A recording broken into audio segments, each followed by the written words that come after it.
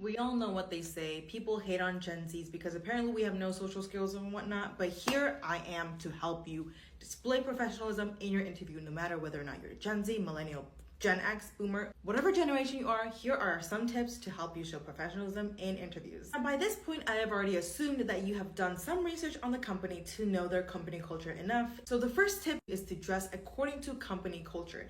If it's a more traditional company, you obviously can't show up in really casual attire because that just reflects on you poorly. And keep in mind that first impressions are important, so dress appropriately. This next one is something that we all have to be aware of. By now, everyone has a social media account, but have you taken a look at what your social media account consists of recently?